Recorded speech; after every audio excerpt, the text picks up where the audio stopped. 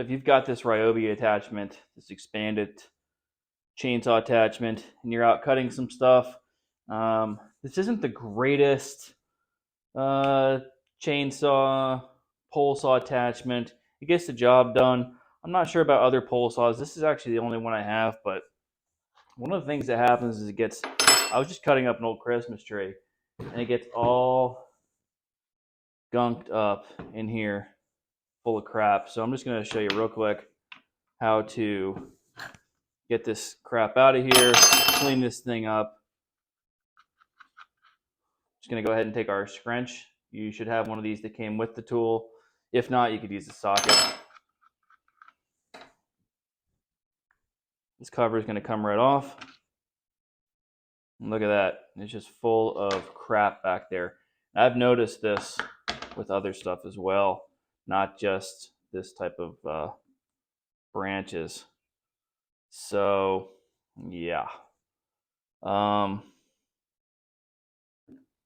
Really, honestly, it's a poor design, I guess. I don't know. So, I'm just going to go ahead and take this whole thing off. And I had this upside down in there. So, take that off of there. I had it intentionally upside down. And I'll get to that in a minute. I'm going to take that off. Just going to inspect everything in here. I'm going to take a look at the drive right there. Sprocket right here. That looks fine. Just got a bunch of crap in it.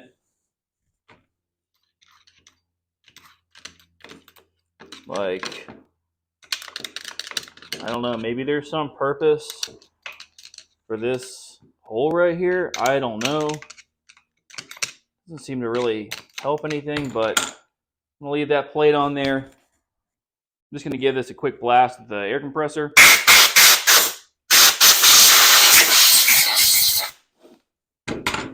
Not going crazy on here. I'll do the same thing with this.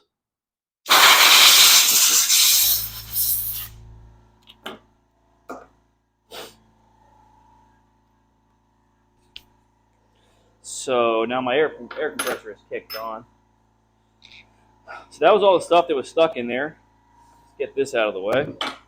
Go ahead and blow this off.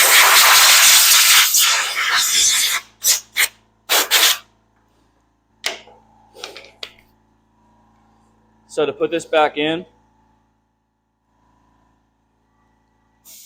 I've already sharpened this chain at one point, so this chain is still pretty sharp. But what you've got on here is these guys right here are your oil ports. So your oil comes out of there, goes into these, and then goes into the bar and it lubricates this thing. So since we have it off and we have the chain off it and everything like that, I'm just going to blow a little bit of air in there.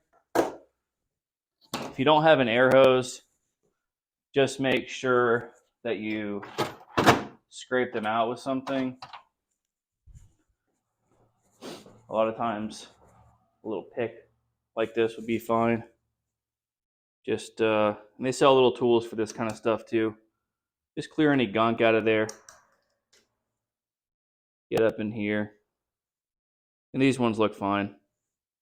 I've not noticed a problem with this thing oiling or anything like that either. So now we'll go ahead and put it back together. And what I was saying before is every time I sharpen the chain on any chainsaw, you want to go ahead and flip this each time so your bar wears evenly. It applies to little pole saws like this too. So this is going to go back on here. When this is on like this thing gets a little goofy looking. Like I'm more used to seeing a chainsaw, but I will follow this right here for the direction of the chain, regardless of which way this is facing. So I want the chain like that coming out of here, and it matches. You go ahead and put this on. Your tensioning screw is on here. We will back this off.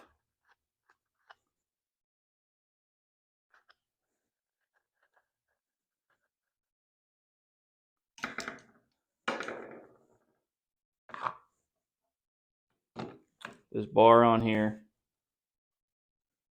the chain around it.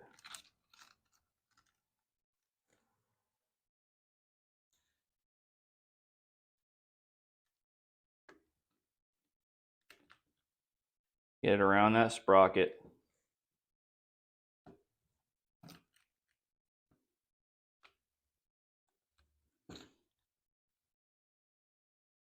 I'm going to kind of hold it in place right there. Everything's semi-tight. I'm going to try to get this back on here without it all falling apart.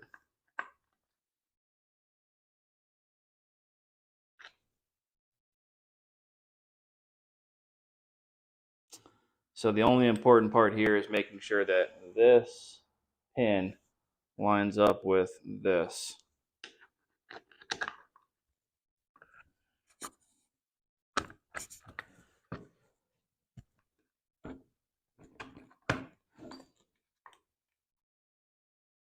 So that looks correct. Now I can start tightening this up.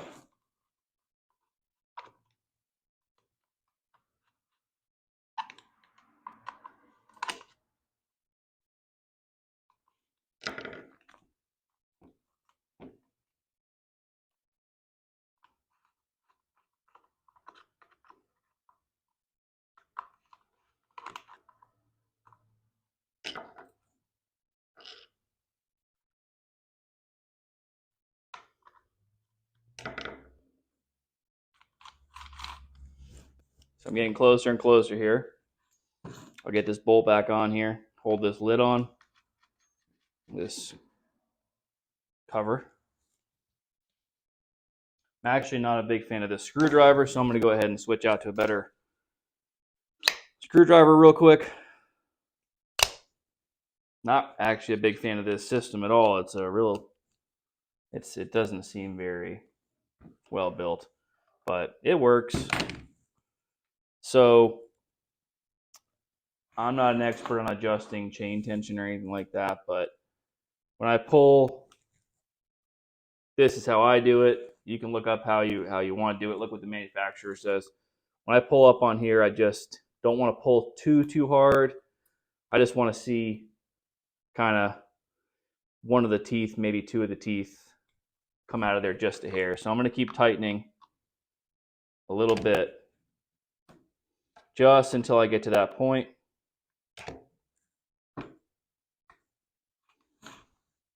And you should be wearing a pair of gloves for this. I'm not, but don't pay attention to me. Grab it with something, pair of gloves or whatever it is. So I can still rotate this so it's not too tight. And I'm going to go ahead and tighten this down. This nut right here.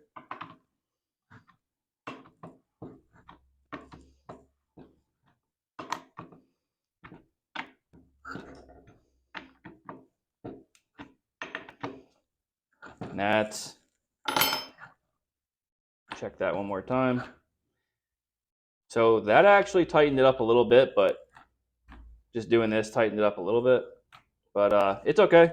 That's not too far off of where I want. It spins. I'm good with that. So we're done with the maintenance of this Ryobi Expand-It pole saw. Make sure this right here has some oil or some grease, or not grease, but like some WD-40. It's got, in my case, it's got some of the bar oil. That's basically all coating it. That's good with me. I don't want to put it away too dry and have it rust out or anything like that. Also, go ahead and sharpen this thing every 1 to 2 tanks of gas, depending on what kind of stuff you're cutting and how good you're sharpening on and all that kind of stuff. Or take it somewhere and have it sharpened. If you like my video, please be sure to like and subscribe. Thanks. Have a great day.